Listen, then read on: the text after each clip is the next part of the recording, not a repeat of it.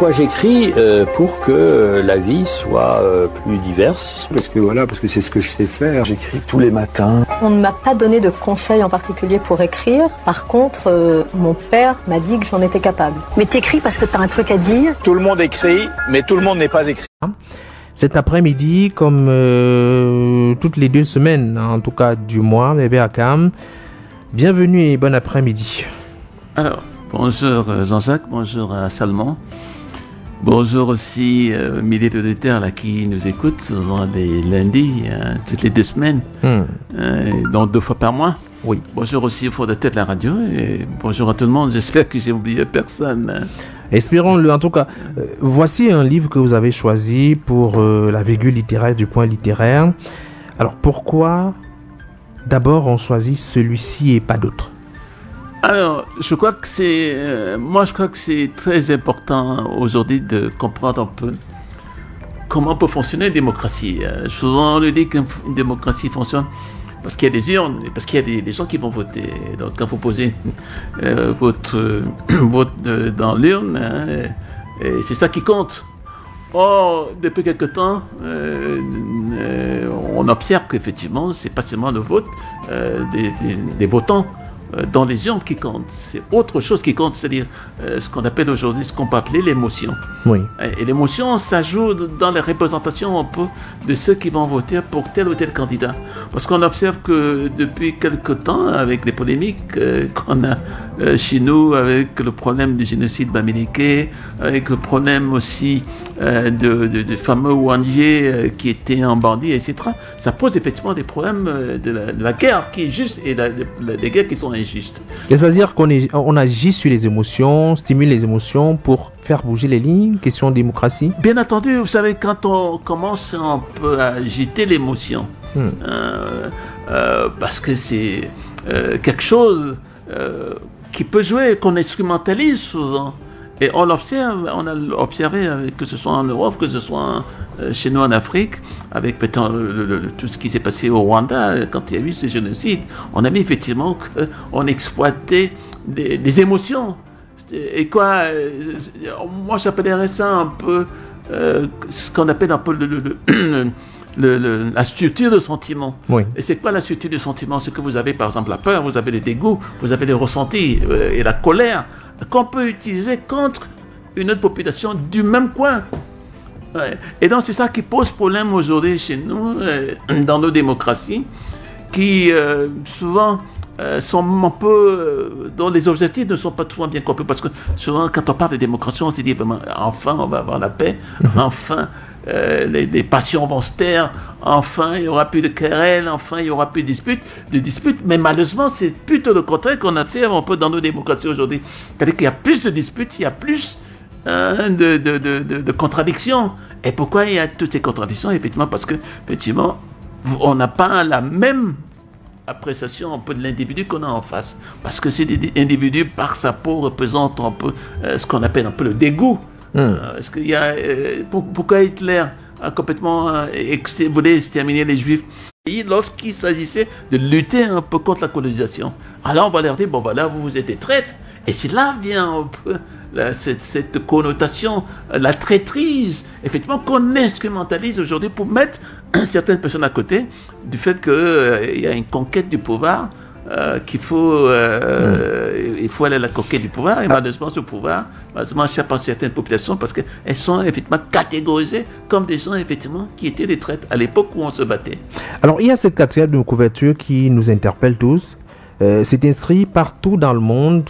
La démocratie se voit attaquée par un populisme nationaliste et partout dans le monde, la même énigme se pose. Comment les gouvernements qui n'ont aucun scrupule à aggraver les inégalités sociales peuvent-ils jouir du soutien de ceux que leur politique affecte le plus?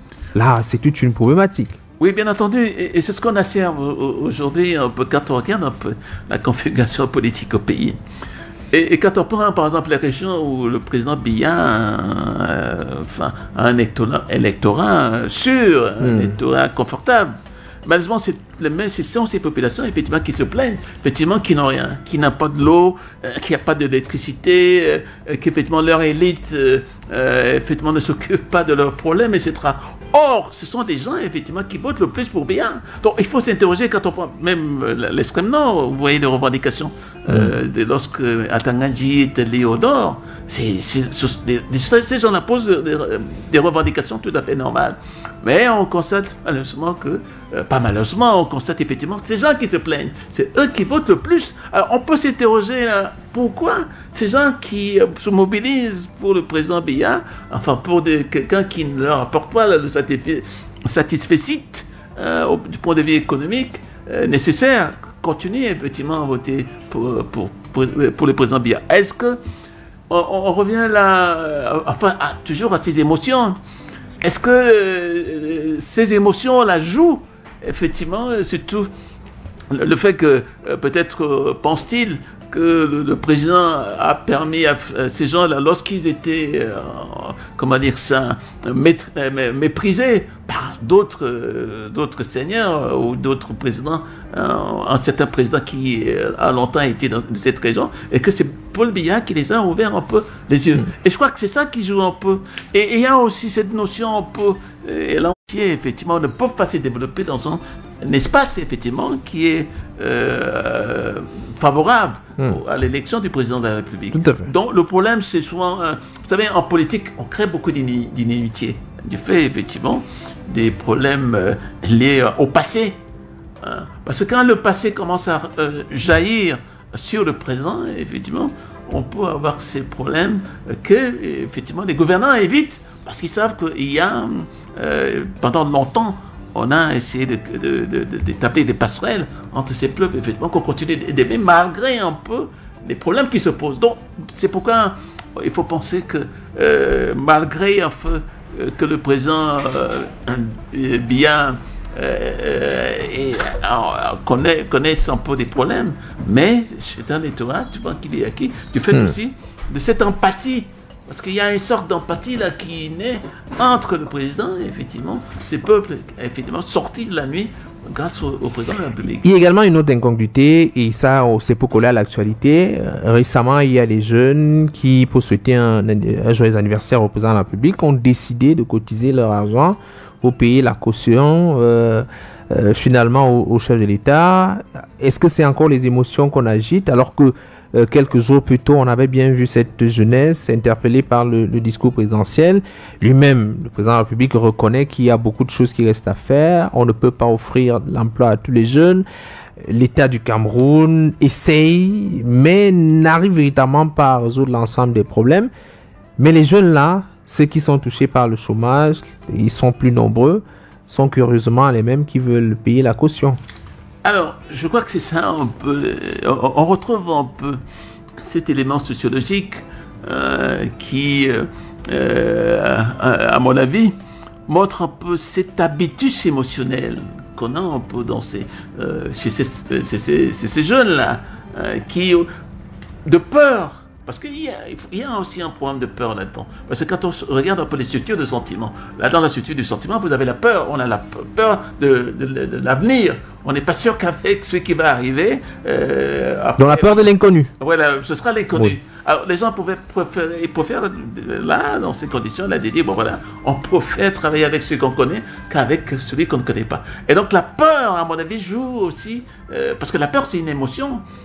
Quand vous avez peur, par exemple, de quelqu'un, vous l'évitez, hein, vous ne cherchez pas à effectivement passer par les chemins où il passe. Et donc, cet évitement, effectivement, pour survie. Et ces temps de survie ont besoin, effectivement, qu'il y ait de la poigne, c'est-à-dire d'autoritarisme. Oui. Donc, on comprend, effectivement, que là, c'est l'émotion qui joue. Ce n'est plus, effectivement, le fait qu'on vote parce qu'on a des besoins économiques qui se posent. Avec toujours l'actualité, on a notamment le rapport qui a été remis, le rapport franco-camerounais, qui a été remis aussi bien au chef de l'État camerounais que celui français.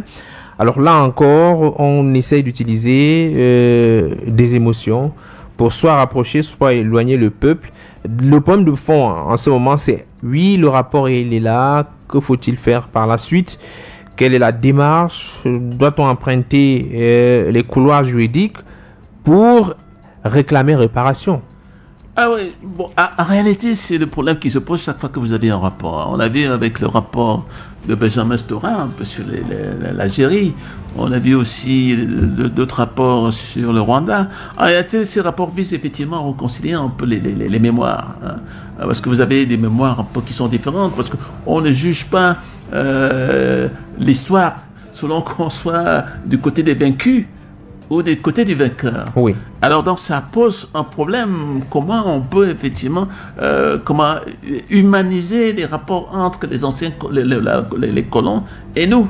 Et c'est là la difficulté un peu que rencontrent non seulement les autorités civiles pour rendre enfin, ces rapports moins passionnels, parce que vous savez, il y a beaucoup de passion dans ce type de rapport. Alors donc c'est très difficile, mais je crois que c'est aussi un peu la faute aux colons, parce que l'Afrique, ce dont elle a besoin dans ce type de situation, c'est le pardon. On cherche le rebelle que nous sommes, etc. Nous cherchons un peu notre patrie. Mais quand on arrive en temps de paix, on ne reconnaît plus la patrie.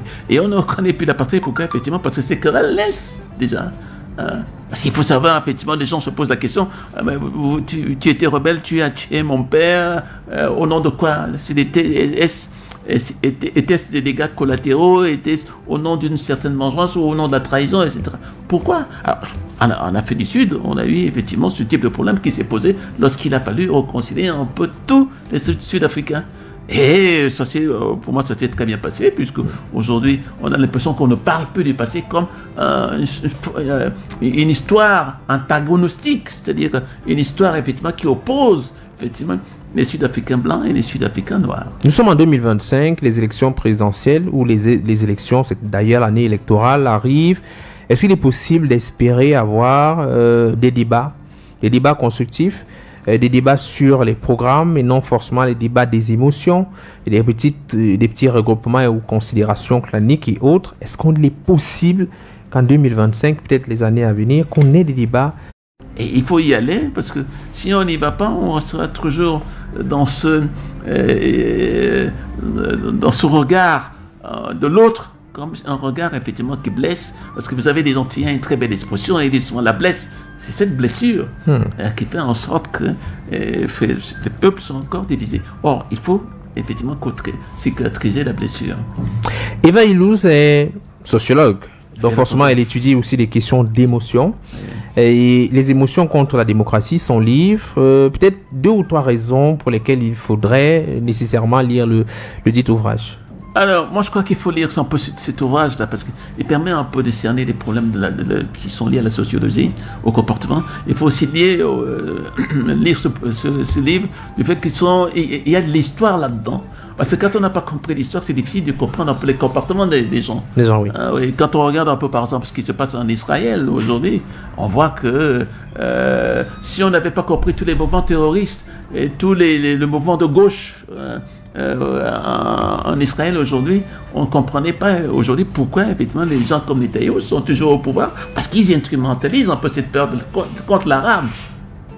Et ça, il faut comprendre, parce que les Arabes, quand on regarde très bien la situation, c'est une situation d'infériorité. On leur a donné un statut, c'est celui-là. Or, un Israélien passe dans la rue, regarde un Arabe, il peut lui tirer dessus sans qu'effectivement il puisse rendre compte à la justice, etc. Donc, je crois que c'est ça qu'il faut comprendre, non seulement le comportement des gens, parce que c'est ce qu'on appelle un peu l'habitus émotionnel, qui rejaillit dans les rapports, effectivement, dans l'histoire, et une histoire qui concerne un peu les individus. C'est un livre à lire absolument, en tout cas. On se rend bien compte que ce n'est pas un peu comme la démocratie récréative de Jean de Dieu Momo, le ministre, mais davantage auteur avec son livre pour dire que la démocratie, le Cameroun serait beaucoup trop jeune pour pouvoir aborder les questions de démocratie, qu'il faut d'abord travailler. Et lorsqu'on aura atteint un certain niveau de suffisance, que ce soit sur le plan matériel ou le plan financier, et là on pourra parler de démocratie.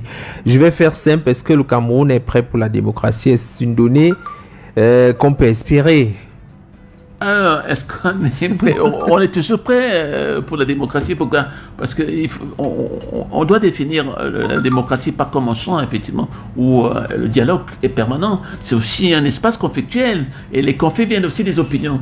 On pouvait avoir une opinion contre une autre opinion, c'est tout à fait normal. Le problème, c'est d'accepter l'opinion de l'autre. Voilà un peu la démocratie. Donc un débat d'idées, pas d'émotion. Un débat d'idées, ouais, pas d'émotion. Voilà, parce que l'émotion est contre et de la passion. Voilà. Il ne faut pas être passionné quand on est dans ce type de débat. Donc c'est pourquoi on demande un peu aux gens aujourd'hui, effectivement, de répondre, de définir la démocratie comme une sorte, un débat d'idées. Comme aussi une délibération, c'est-à-dire vous êtes là, vous avez un projet, vous avez un projet, moi j'ai le mien, effectivement on confronte le projet et puis les gens vont voter, et même s'ils votent en tenant compte un peu de cette émotion-là, c'est-à-dire du fait qu'ils ont de la sympathie pour vous, ils ont l'empathie pour les problèmes, ce que vous représentez dans l'histoire, pour l'avenir, etc. Et donc, moi, je crois que ces choses doivent être prises en compte, effectivement, pour marquer un peu un renouveau un peu de la démocratie. Quand on pense que la démocratie aujourd'hui dans les pays européens commence à se détricoter, puisqu'on a vu en Roumanie, là, il y a quelqu'un qui a gagné des élections, mais on lui dit non, tu ne seras pas le futur Premier ministre, au nom de quoi? Des idées, de l'idéologie, etc. Or, nous en sommes là, la démocratie a besoin un peu, effectivement, d'être respectée et d'être aussi... Il y a eu beaucoup de luttes pour passer de la royauté, finalement, aux démocraties. Peut-être il y a encore des choses à faire, mais véritablement, le livre peut inspirer, peut permettre de mieux suivre l'histoire. Et Verkam, on va se retrouver le mois prochain, c'est en mars. Oui. C'est le mois de la femme. C'est pour cette raison que vous avez choisi comme livre Féminicide. Voilà, alors je crois que c'est... Vous savez, j'ai demandé... Il est volumineux, hein? Voilà, il est volumineux. J'ai demandé au ministre de la Condition féminine pour qu'on puisse parler un peu des problèmes de féminicide. Alors, j'entends qu'elle me réponde. Et je trouve ça un peu dommage que, effectivement, quand il y a des phénomènes marginaux qui prennent l'ampleur, il faut en parler, parce que les autorités publiques doivent en parler, mais malheureusement, j'attends toujours la réponse du ministre de la Condition féminine. Et tout de suite, je vous ai dit, ce qui m'a frappé, c'est cette fameuse phrase, la toute première, dans tous les pays du monde, dans toutes les époques, des femmes ont été tuées parce qu'elles étaient des femmes. Tout à fait. C'est suffisamment grave pour qu'on en parle, pour qu'on pose le débat sur la table. Merci à Verkam. On se dit au mois prochain, en mars précisément. Mars précisément, d'accord.